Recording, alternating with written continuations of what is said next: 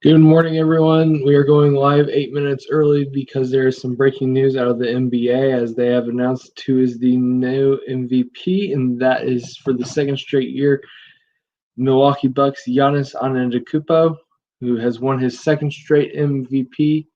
That is the breaking news today.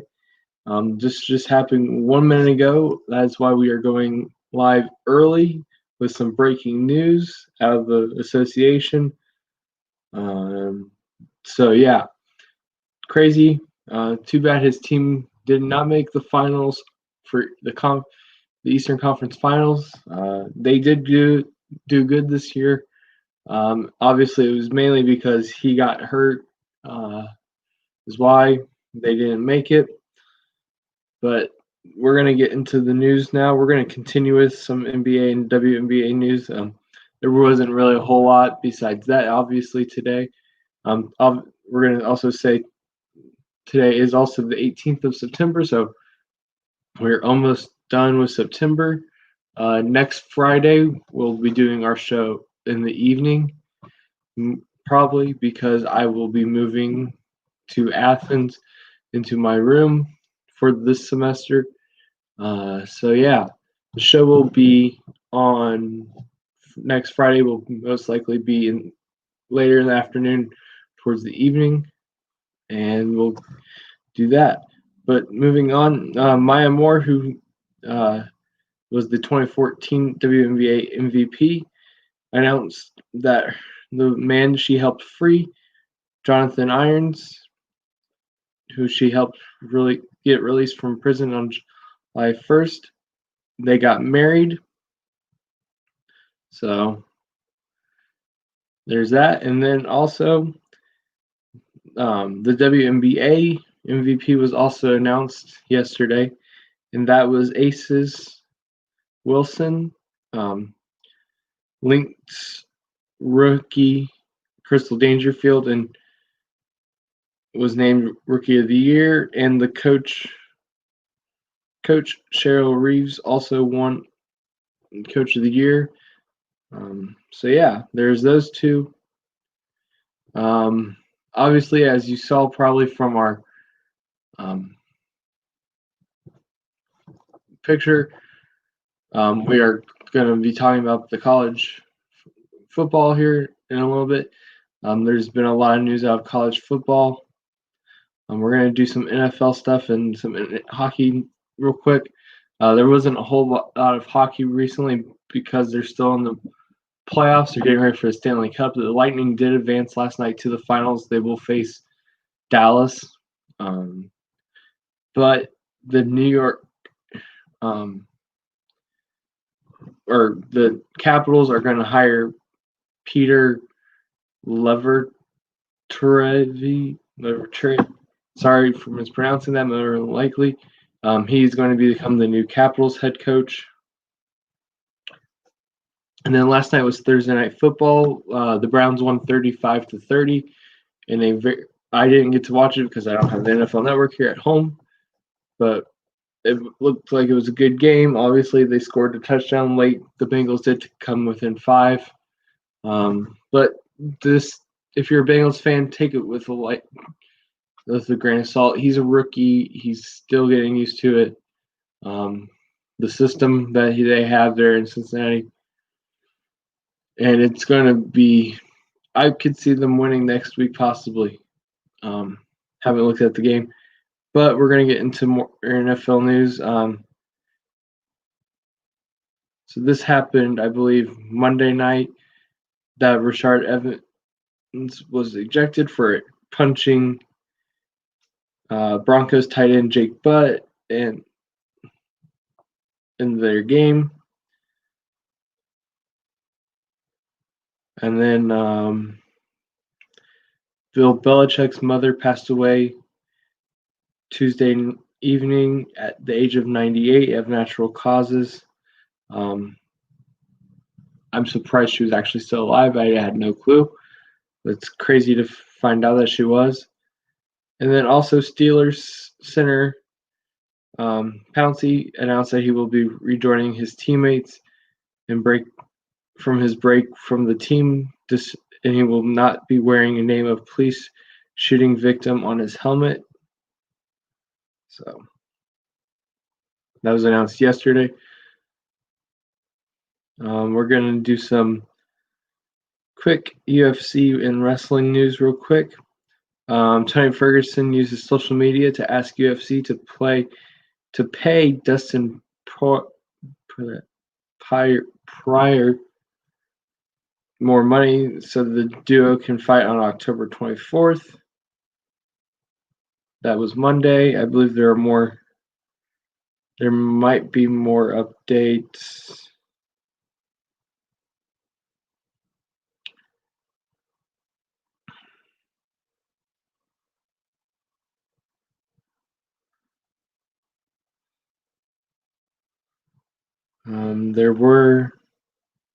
Wednesday there were no updates on the deal for Pryor Ferguson in advanced talks to sign Michael Chandler. He could fight Tony Ferguson at UFC 254 in replacement of Pryor. And it was announced also on Thursday that Michael Chandler signed with the UFC. His contract now is official, and he will be at UFC 254 in Abu Dhabi to serve as backup fighter for Khabib's main event match. And then it was announced yesterday evening that Dustin and Chandler could not come to terms on fight for October 24th at UFC 254 card. So that was the saga between those two. And then there was 3 people that earned UFC contracts. Middleweight Jordan Williams makes it on third Contender Series try. As you know, the Contender Series is the UFC thing that Dana White has been doing on ESPN Plus every Tuesday night at 8 p.m. And 2 others also earned deals. Con Engler and Danielle Wolf. Sorry if I mispronounced that because it's a weird spelling. There's a Y in the name. But it's interesting that they're still continuing to sign new people and everything. We don't know how soon these people will get into UFC events.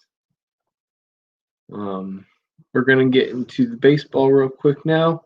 The Mets sell has been agreed to. It just has to go to the owners for approval. Steve Cohen has agreed to it, the purchase of the Mets. So now we just have to hear from the owners to approve of it. So,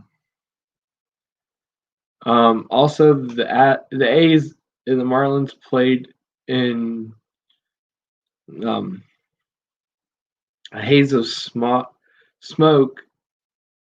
even though the retractable roof was closed in Seattle. From the wildfires, they were still getting smoke in the stadium. It's crazy, actually. I hope everyone was still safe during the game, and I hope the wildfires actually stop soon. Because we're going to actually get into and when we get to college, we're going to get into some of the stuff out there too. And that also with the baseball on Tuesday, the MLB and MLBPA agreed to hold the playoffs in bubbles. The bubble cities were going to be with the World Series being held in the new Rangers ballpark as part of the agreement. And I had the rest, or I think I actually might have talked about it already on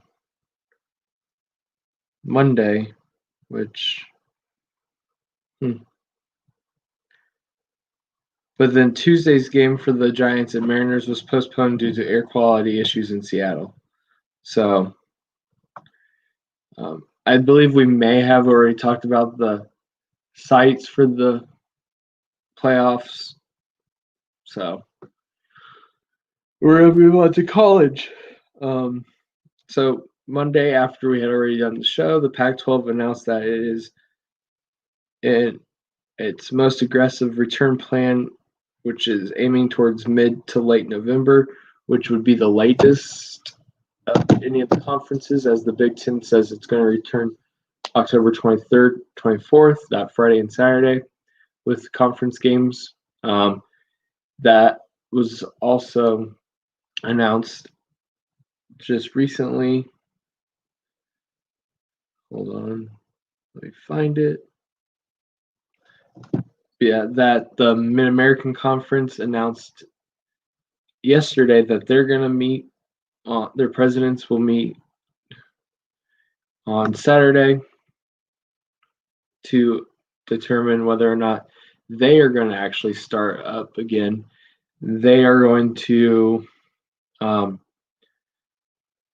either play 6 or 8 games this season, and they would,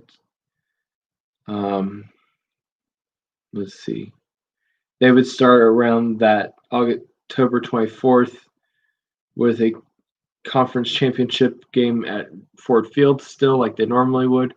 They would obviously be starting at the same time as the Big Ten would and everything, but that leaves you with possibly having a 3-win team if you do 6 games from the MAC in a bowl game. So I believe if they do 8, you have the pushback of maybe the couple games there. Obviously, if you do 6, that's your normal 4 in November and 2 in October. You'd have to, if you do 8, you have to push back the conference championship game 2 weeks, which a lot of conferences are already doing that.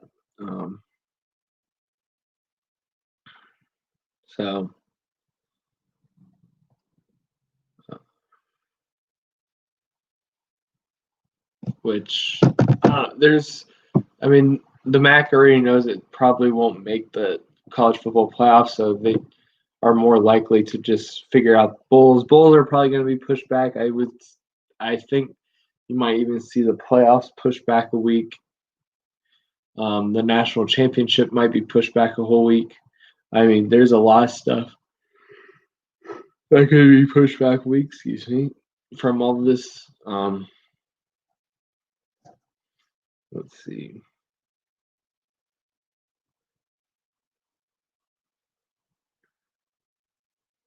The University of Georgia won't be allowing tailgating on campus for football games this season due to the virus also.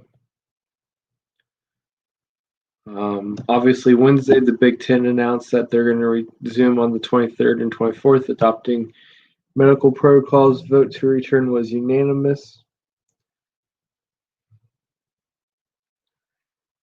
The Big Ten's going to have their season ends the day before the college football selection. It's going to have an 8-1 format with cross-divisional games. So they're going to play 8 games and 1 cross. December 19th will be the title game and seeding games. So obviously for the the MAC, how we were talking about, if they do 8 games, they can do 2 in the first week of December and still play their MAC conference game that day of the Big Ten, or even the Friday before still, as the college football championship would be, before then.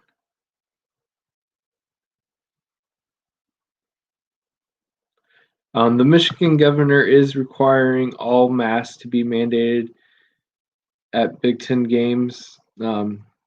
So if you are going to go to a Big Ten game, if they are going to allow fans in, you are going to be required to wear a mask.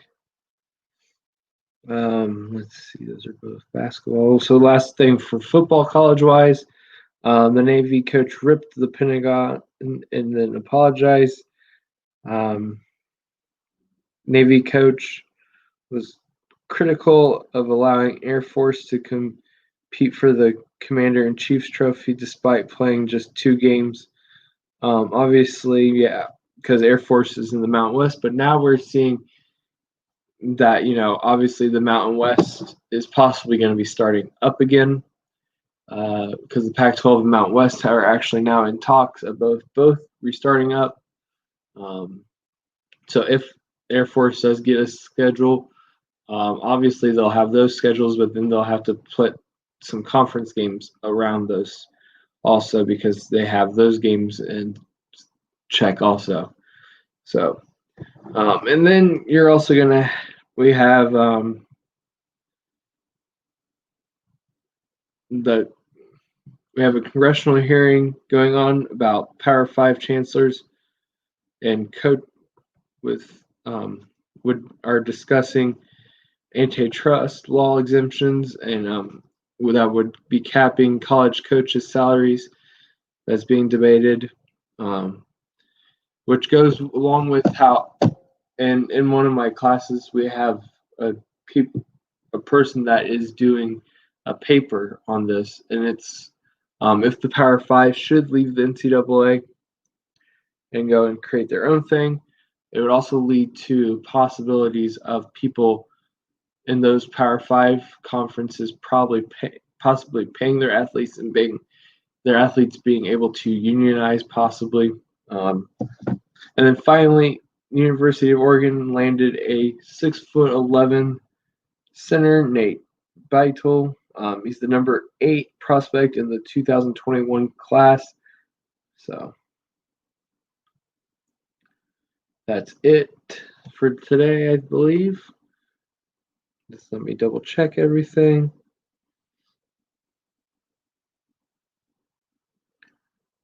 Oh, I guess I left out this whole side. Or this whole screenshot. From the UFC, this was all on Tuesday. All these were.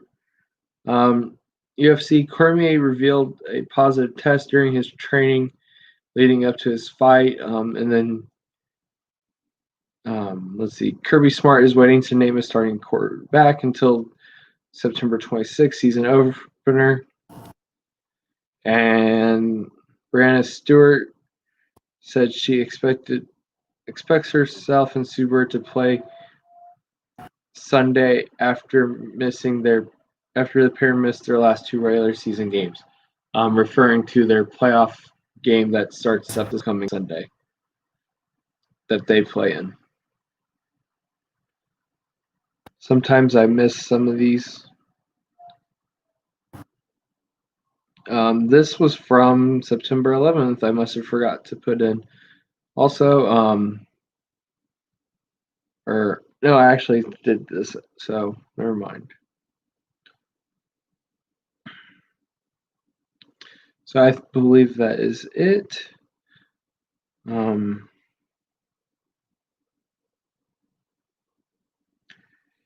If you guys have any other news, just put it in the comments.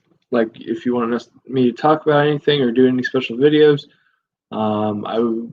I've been having some extra time, it seems like here a little bit recently, with us doing some projects that we've been getting done during the weekend. I've been having some free time on the weekends, a little bit more, freeing up. If the MAC does start to play football and they're allowing at least students in the stands, I will be going to that, and you might see some stuff up on YouTube from that. Let's see. I know that we are going to be leaving campus the week before the basketball season is scheduled to start up, but I don't know if the MAC will be playing non-conference games still. I know the Pac-12 has said they're not going to be playing any through the end of the year. I don't think it's been officially announced if they're going to even play non-conference games. Anyone is. I think a lot of people are wanting to just play regular and then bump it up. But we'll see. That's still, I know that's coming up here real quick, but we'll see what goes on. And until next time, which will hopefully be Monday, we'll see you there. So Instagram's down in the description. Like, subscribe, notification, tell your friend, and we'll see you later. Goodbye.